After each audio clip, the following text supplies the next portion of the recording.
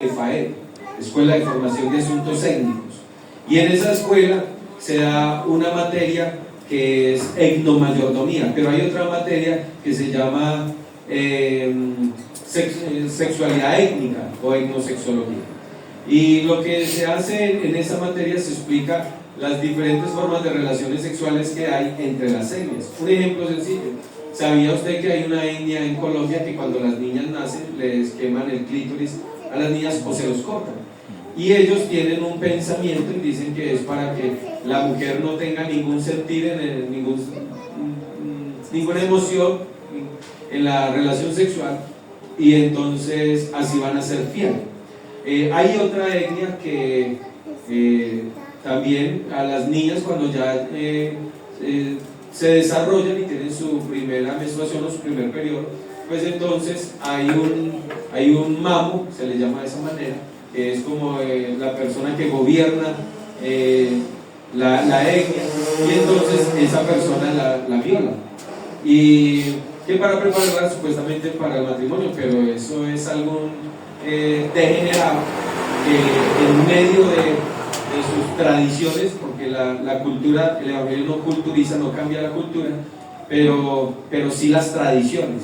Entonces algún degenerado que entró a ser mamo en la etnia que estoy hablando, que no voy a decir el nombre, pero y que ya lo he hecho en algunas oportunidades y en otros lugares, simplemente algún degenerado que le gustaban las niñas, entonces dijo, no, pues como yo soy el que mando, entonces que ahora de hoy en adelante yo me acuesto, y lo establecieron como una ley, pero es una tradición.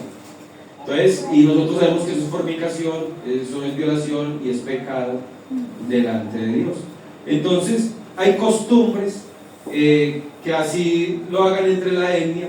Lo que es pecado, yo siempre lo he dicho, lo que es pecado aquí en Brasilia, en cualquier etnia del mundo es pecado, porque el pecado no cambia, el pecado es el mismo. ¿Amén? Entonces, el evangelio no culturiza, pero sí cambia costumbres paganas. Amén. Entonces la conversión es cuando Cristo, porque a mí me han dicho, hermano, y los indígenas sí se convierten al Señor. Hermano, cuando el evangelio llega a una persona y la persona decide aceptar a Cristo, el evangelio cambia al que sea. Al que sea. Puede tener la costumbre que tenga, puede ser de la etnia que sea, puede ser del estatus social que sea, puede vivir debajo de un puente, puede hacer lo que sea.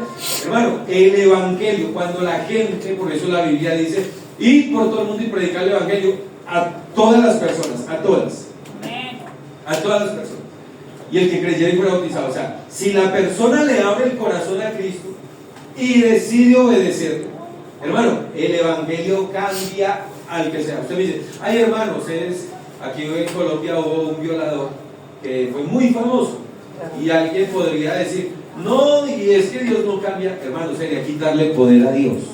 Amén. Él lo puede cambiar. Amén. ¿Sí me va a entender? Y si Dios no inculpa de pecado a alguien, ¿quién lo puede condenar? Así es, amén. Si a usted no le quepa en la cabeza. Pero hermano, puede ser el pecador más terrible de la historia que usted se haya imaginado, el asesino serial más terrible, por decirlo de esa manera. Por lo que quiero darme a entender es que cuando una persona, por mala que sea, de la etnia, el estrato social, nivel socioeconómico que sea, le abre el corazón a Cristo y decide obedecerle, hay una conversión. Porque eso es la conversión. Pablo está relatando en Hechos capítulo número 26, verso 12 al 23, está relatando su conversión. Pablo era asesino, Pablo era torturador. Si hoy hiciéramos un retrato del apóstol Pablo, nadie quisiera tener, o del apóstol no Pablo, no, de Saulo de Tarso, como se conocía anteriormente. Si nosotros hiciéramos un retrato de él, ¿cómo sería? Me imagino que sería como, no sé si algunos vieron una película que se llama 300, no sé, se vería alguien como muy malo, porque era un torturador. Él estaba contando su testimonio y está diciendo que él era torturador, perseguidor de la iglesia. Cuando estaban apedreando a uno de los del camino, a uno de los creyentes, ¿a quién fue que le apedrearon en el hecho 7? A Esteban, gracias. Cuando él consentía, y dice que siendo un muchacho estaba sosteniendo la ropa y yo les digo, la ropa iba mal. Entonces estaba participando de eso, pero cuando creció se volvió más malo que los demás. Y ya se volvió un torturador y dice que si era posible hacía blasfemar el nombre de Jesús en medio del pueblo de Dios. Entonces quiere decir que alguien diga, no, yo quiero un retrato del apóstol Pablo, pues ahorita de pronto la gente lo pintará y le hará una aureola acá y hasta de pronto alitas le colocarán. Pero en ese entonces nadie quisiera tener, a menos que sea una persona muy mala y quiera tener a Pablo como su ídolo, ¿cierto? Entonces, pero vemos que ese hombre tan malo como Saulo de Tarso, porque nosotros ahorita solamente hablamos de Pablo, del apóstol Pablo, del apóstol Saulo como el que escribió las cartas, como el que hizo los viajes misioneros, como el que entrenó a Timoteo, el que tuvo visión, el que fue al tercer cielo, y bueno, tantas cosas que hizo Saulo de Tarso o Pablo, que ahorita se hablan. Pero antes de, usted ahora ve a su pastor y dirá, ay, tan bello el pastor, tan buena gente, pero antes no fue así. Usted puede ver ahorita más de uno acá que usted dice, pero es que él no mata una mosca, ¿cierto?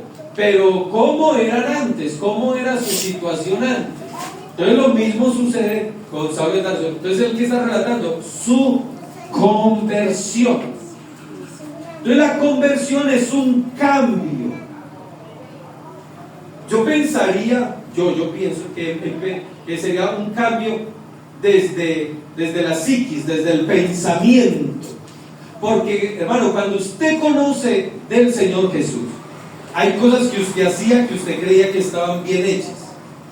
Pero cuando usted escucha la palabra, empieza ese proceso de la conversión. Entonces usted dice, uy, sí, lo que yo pensaba que estaba bien hecho, ahora me doy cuenta que está mal hecho. Entonces el resultado, el fruto del verdadero arrepentimiento producido por el Espíritu Santo es la conversión. Estamos hablando de la obra del Espíritu Santo, que en la obra salvífica, de principio a fin, completa, le corresponde al Espíritu Santo. Amén. Que hay unos pasos, y entre esos pasos que hemos estado viendo de la obra, porque la obra del Espíritu Santo es un proceso en la vida del ser humano. Eso no es de la noche a la mañana, eso es un proceso. Y entonces, entre esos procesos, vimos que hay un arrepentimiento, pero que hay arrepentimientos que no son producidos por el Espíritu Santo. De eso estuvimos hablando el día domingo. Y ahora lo que quiero decir, que el verdadero arrepentimiento, o el arrepentimiento que es producido por el Espíritu Santo, entonces produce una genuina, el fruto de un verdadero arrepentimiento es la conversión, el cambio de vida. Lo que usted decía es que yo no podía dejar eso, el Señor se lo deja. O sea, el Señor lo cambia. Pero no es de pronto que simplemente yo se lo dejo a Dios. No, a mí me toca que tomar decisión. Amén. Entonces el fruto, el resultado del verdadero arrepentimiento es la conversión. Mateo capítulo número 18, el verso 3. Vamos a mirar allí. Mateo 18, 3.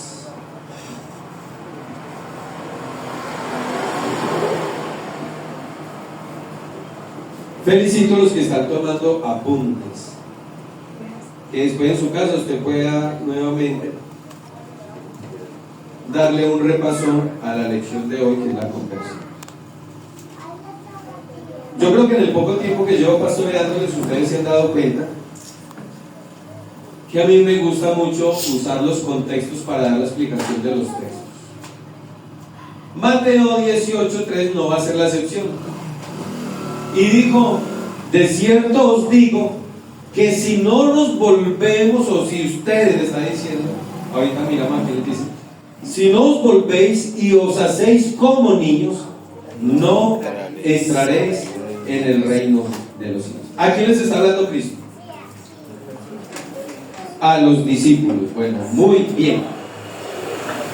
Entonces, la conversión es un cambio de actitud. Hay gente que es amargada, que a todo le ve un problema, pero se supone que usted tuvo un arrepentimiento genuino por el Espíritu Santo. Deje de ser amargado. Eso es lo que dice Efesios. quítese de vosotros toda amargura, enojo, todo lo demás, maledicencia y malicia. Entonces, la conversión es un cambio de actitud, es un cambio de conducta, es un cambio de costumbres. Y vamos a hacerle entonces el análisis a Mateo capítulo número 18, el verso 3. ¿Cuál es el contexto? Vamos a leer un contexto paralelo que está en Marcos capítulo número 9, el verso 33 al 37. Marcos, Evangelio según Marcos, es un texto paralelo. Acuérdense algo, hermano, no es que hayan 4 evangelios, hay un solo evangelio, solo que son de 4 puntos de vista diferentes. Si aquí está la hermana Luzaída, está el hermano Mauricio, está el hermano Diego y la hermana Neche, y yo les digo que ellos describan el culto, pues cada uno presenciaron el culto y van a tener una percepción diferente.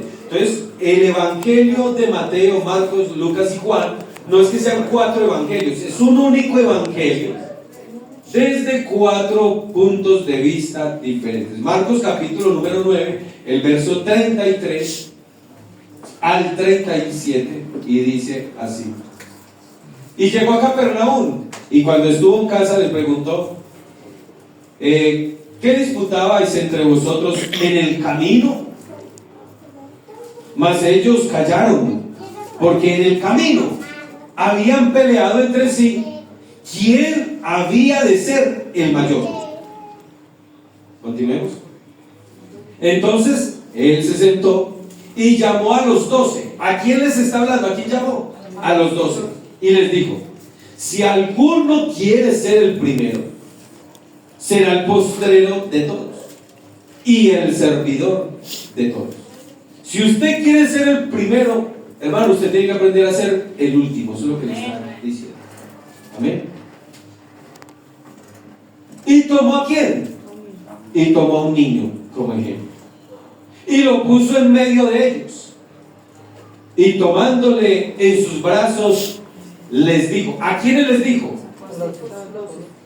Claro, porque es que si usted solamente eso, no, es que usted para entrar en el reino de los cielos usted tiene que hacerse como niño.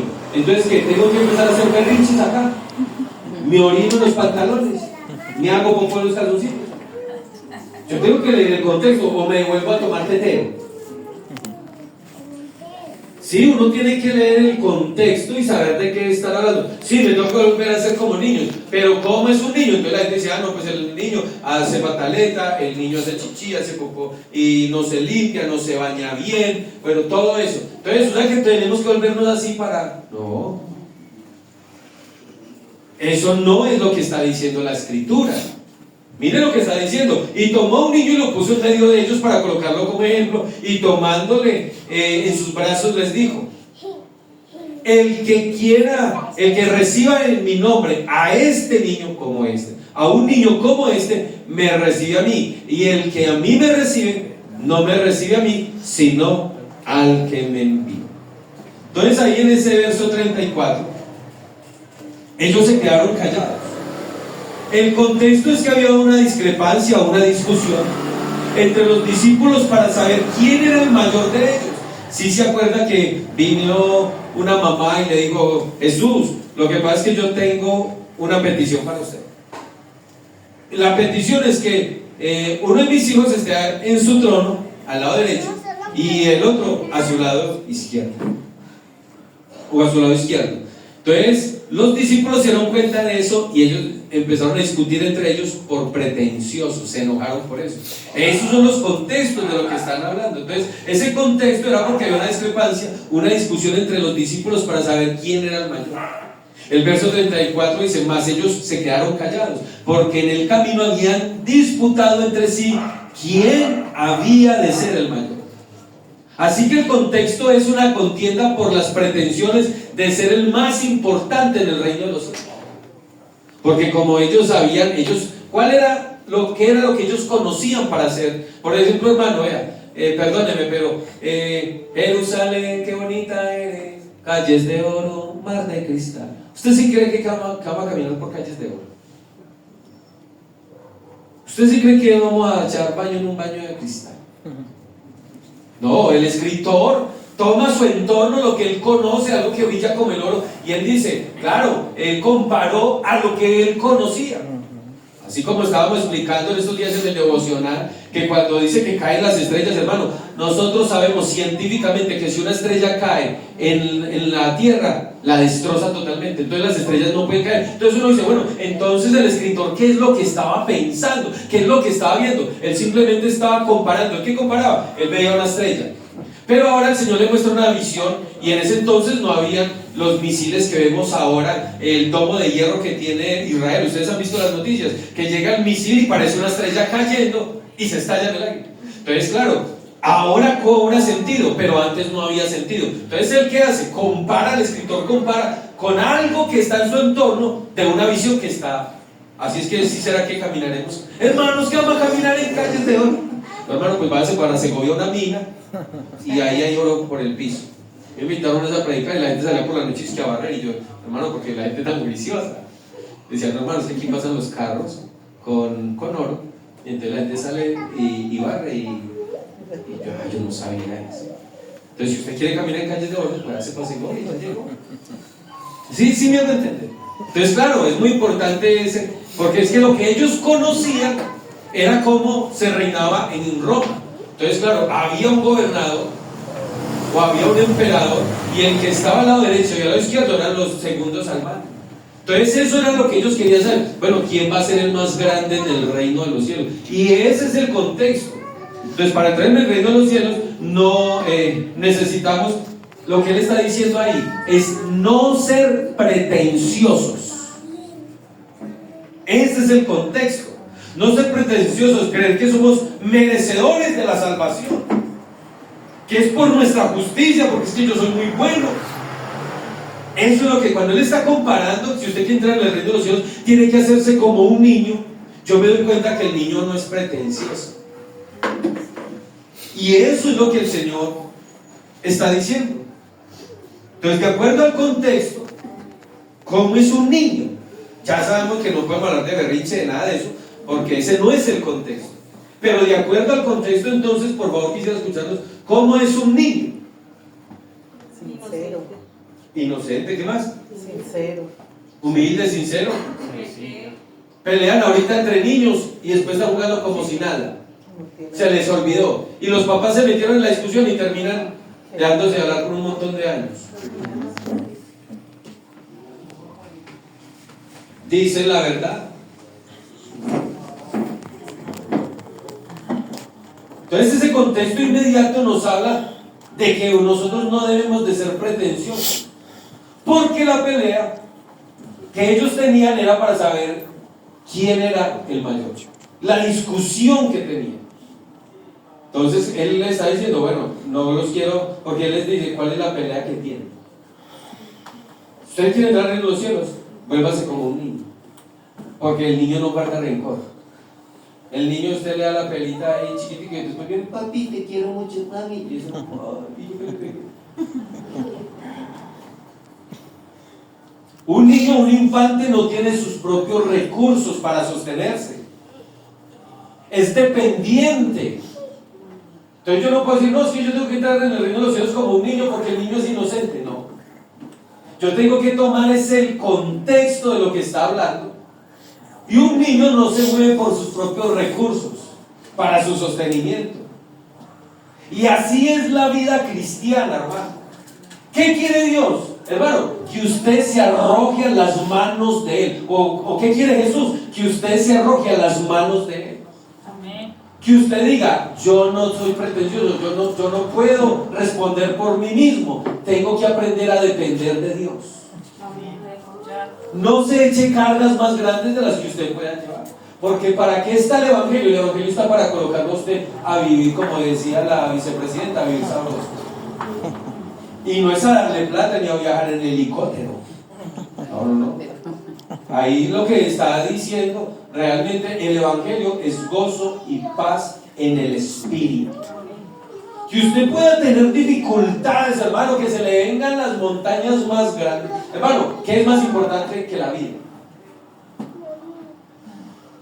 ¿Qué es más importante que No, la plata, es que, hermano, sí la plata. Pero nosotros conocemos gente que cuando los tienen secuestrados y que dice, vea, yo tengo tal cosa, pero no me mates. No, es que a mí me gustan los caballos y allá tengo a Rocinante. Y es el último de la moda y todo eso. Pero cuando usted se ve que está muriendo, usted dice, yo quiero cambiar lo que sea, tengo a Rocinante y todos los caballos los doy, pero déjenme vivir. Claro, ¿qué es más? Hay hombres que pues también el Señor, que no valoró su propia vida, sino que la entregó por amor a nosotros. Amén, pero hay hombres que no, que le van a matar y no, mátenlo. A mí no me importa, mátelo, pero mátelo a él. Si tiene la oportunidad de salvarse, muchos dicen, no, yo me coloco el chaleco y me salvo y mi señora que se vienda como pueda, que se ahogue. Porque ¿qué más importante que la vida? ¿Y quién nos dio la vida? ¿Quién puede, por mucho que se afane, añadir a su trabajo? Entonces lo que Dios quiere es que nosotros que descansemos en Él, hermano, no se afane. El Señor quiere que usted tenga una vida tranquila, una vida reposada. Acuérdense que la Biblia habla del afán y la ansiedad, y el Señor no, esa no es la voluntad de Dios para nosotros como creyentes. Que usted esté desesperado, ¿y qué voy a hacer? ¿Y cómo voy a hacer? Y no, hermano, tranquilo, no se afane. Entonces un niño no es pretencioso, y eso es lo que les está diciendo. Un niño no depende de sus propios recursos. Un niño es dependiente. Me deja salir, no me deja salir, me toma de la mano, me suelta. ¿Sí me hago entender? A eso se refiere, a esa dependencia que nosotros... Usted quiere entrar en el reino de los cielos, aprenda a ser dependiente del Señor. Así que el Señor les está mostrando que ellos tienen que cambiar de actitud. ¿Y cómo se da cuenta uno de eso? Con los frutos. Los frutos se muestran por dentro o por fuera. Fuera. Por fuera. Yo no sé de pronto si habrá algún fruto que se dé dentro de... No sé, puede ser que sí. Pero hasta donde yo tengo entendido, el fruto se da por fuera. ¿Cómo nosotros sabemos si un árbol está enfermo? Por el fruto. Nos visitaron los directivos y entonces nos los llama a comer a una finca y había un árbol de zapotes, y con eso el hermano Rubén Román del distrito 9 era el secretario, y él dijo, uy, Juliancito, a mí me encantan los zapotes. Y, no, él es el patrón mío, uno de los directivos. Hey, a bajar zapotes mijo. Estamos en una finca de uno de los accionistas del Atlético Nacional, unos hermanos la cuidaban. Entonces, claro, atracamos ese, pero el hermano le dijo, hermano, pero ese árbol está enfermo. Pero bueno, estos zapotes eran grandes y hermosos, ¿cierto? Por fuera eso se veía una belleza, pero cuando usted lo abría estaban cafés oscuros y llenos de gusanos. Y empezamos a escoger, a abrir, y abra zapotes y bote zapotes. Uno que otro se pudieron comer, o se le comían una parte y la otra había que desechar. Entonces, ¿usted quiere saber cuándo un árbol está enfermo? Por el fruto. ¿Usted sí sabe que la Biblia compara al ser humano con el árbol?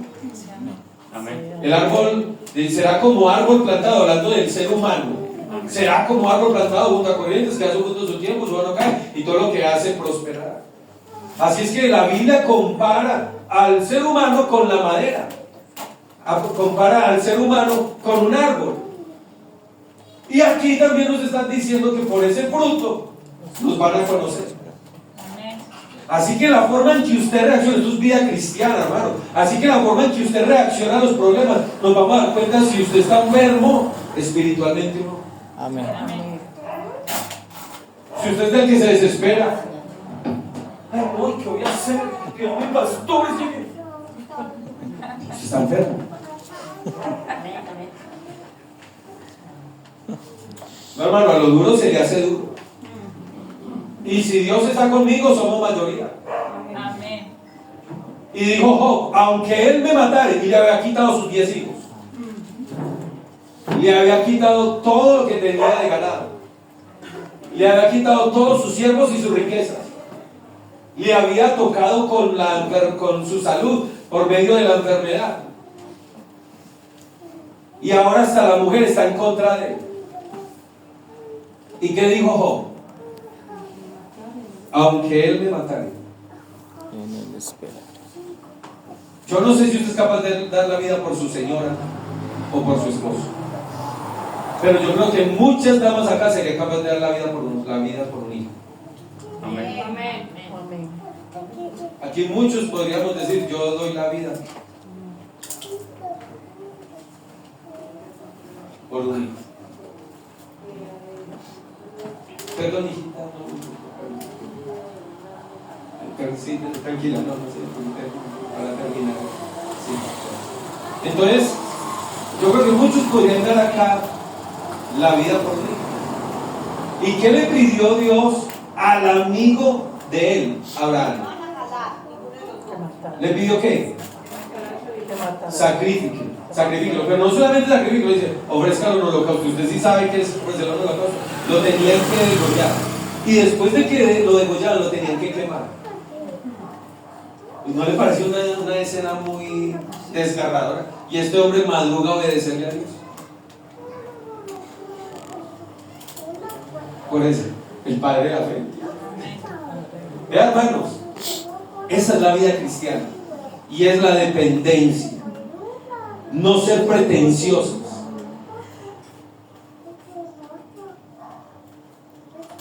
En el Nuevo Testamento las palabras que se expresan, no sé si se pronunciará de esta manera, porque no sé griego, y es metanoía. Y lo que habla de esa palabra es la conversión. Mateo capítulo número 3, versos 7 y 8.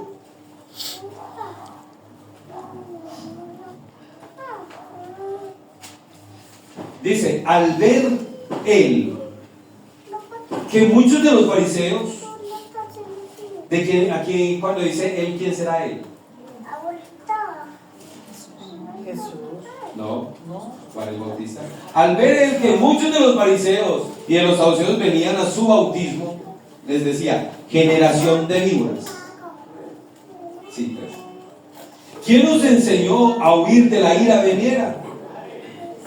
7:8. Y el verso 8 dice, hagan pues frutos. Aquí no podemos bautizar a todo el mundo, hermano. Tiene que haber un fruto digno de. La gente pide el bautismo, pero tiene que haber un fruto digno de arrepentimiento. Y dice, haced pues frutos. Comparación con árboles. Frutos dignos de arrepentimiento. En otras palabras, es un cambio de mentalidad para que en su vida haya un fruto. Por eso es que sabemos que tenemos personas, hermano, estamos seguros, que fueron bautizadas, pero realmente no tienen un verdadero arrepentimiento. Porque el arrepentimiento que es producido por el Espíritu Santo, hermano, trae consigo la conversión. Y hay personas que no se han convertido. Se continúa con la idea de conversión como se manifiesta en unos actos externos. Hechos capítulo número 26, el verso 20.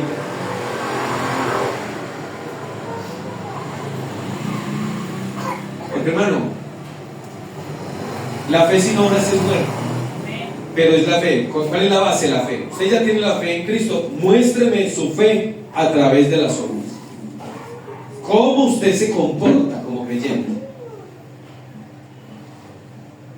Y dice Saulo de Tarso que antes era perseguidor de la iglesia, y hay una conversión, hay unos actos externos que declaran que él está en la conversión.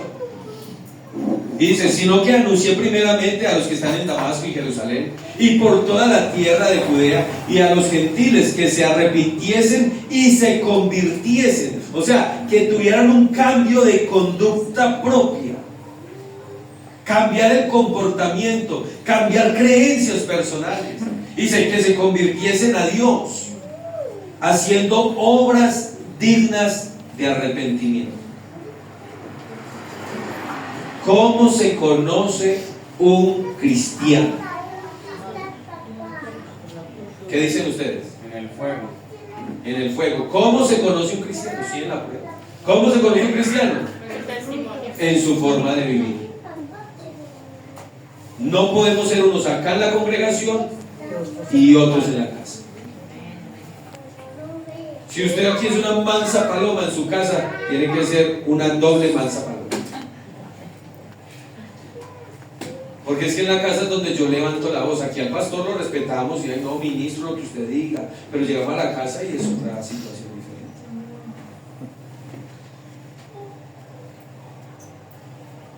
Sigamos más bien.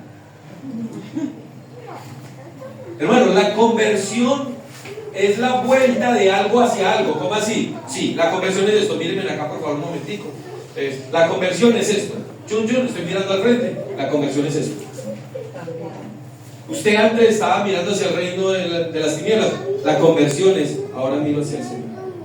Eso es la conversión. Es cambiar de mira. Y la verdadera conversión es un resultado de un genuino arrepentimiento producido por el Espíritu Santo al recibir la palabra con fe. Hay personas que se les nota, hermano, hasta en el rostro. Usted no ha visto que empieza a venir alguien acá y el rostro les empieza a cambiar.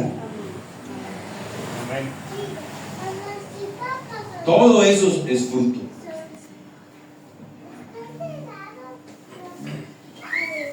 Así es que el cristianismo no es simplemente una forma de vida, sino que es una transformación completa del ser.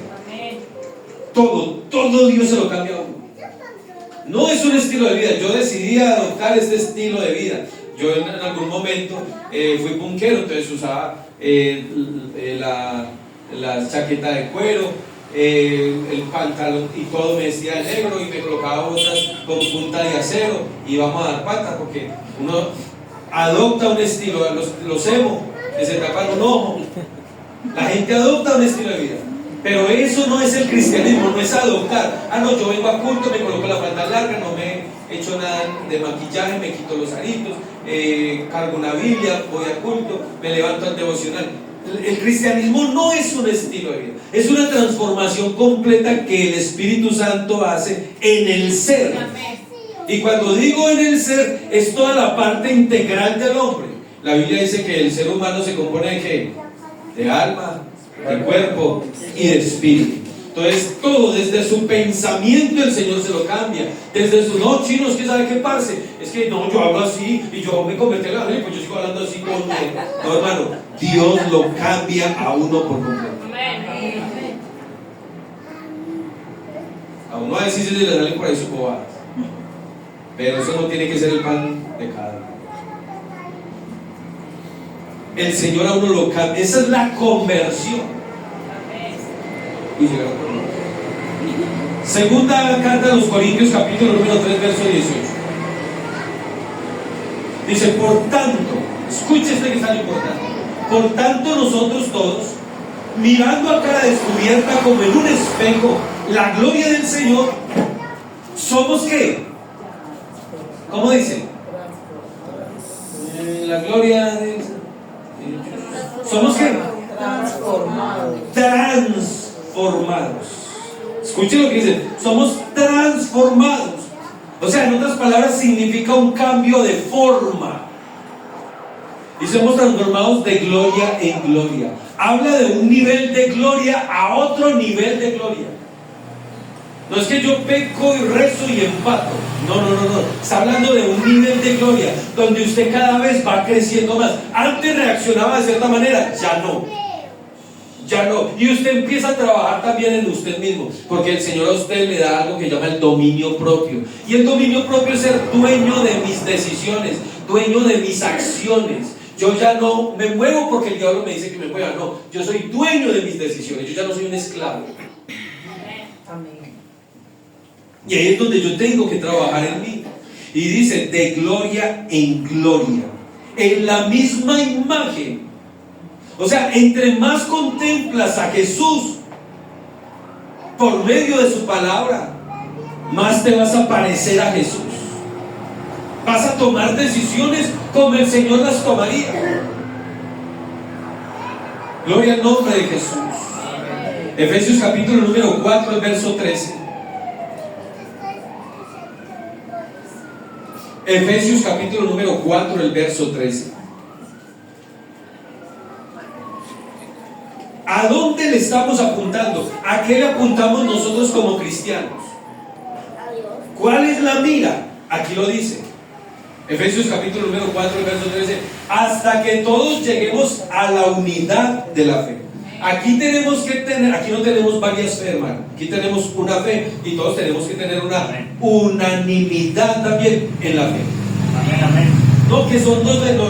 La Biblia dice un solo Señor, una sola fe, un solo bautismo. Aquí no tenemos dos, tres bautismos, un solo bautismo. Y como dice la Escritura, y si no has sido bautizado, como dice la Escritura, tienes que volverte a bautizar. Amén, amén. Y dice, hasta que todos lleguemos a la unidad de la fe y del conocimiento del Hijo de Dios. Hermano, vea, ¿con qué se combate la ignorancia? Con el conocimiento. Y aquí dice, hasta que todos lleguemos a la unidad de la fe y del conocimiento de Jesús, el Cristo, a un varón perfecto. ¿Cómo es Cristo? Es un varón perfecto. Eso ya lo vimos. ¿Cómo debemos de ser entonces los creyentes? Como Cristo. Pablo le escribe a Timoteo y le dice, sé irreprensible. ¿Qué es ser irreprensible? Que nadie me puede reprender. Intachable. Dura cosas pedidas. Aquí, ¿qué le decimos a la gente? No, pongan los ojos en Jesús. Algo así muy fácil. Pero Pablo, ¿qué dijo? Sean imitadores de mí. Se está colocando Pablo. O sea que usted, hermano, como creyente del Evangelio, que está de gloria en gloria, que el conocimiento de Dios se va perfeccionando en su vida, que usted está mirando a Jesús, que se va pareciendo más a Jesús, usted tiene que decirle a su familia, mírenme a mí, porque yo soy imitador de Cristo. Amén, amén. ¿Será que sí le podemos decir eso a nuestros familiares? Amén. Amén.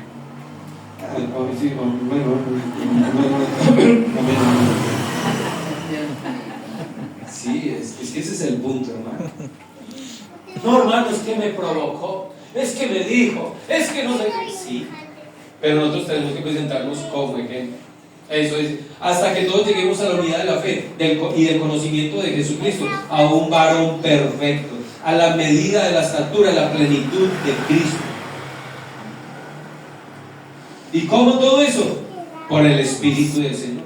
Por tanto, nosotros, todos mirando a cara descubierta, como en un espejo, la gloria del Señor, somos transformados de gloria en gloria en la misma imagen, como por el Espíritu del Señor.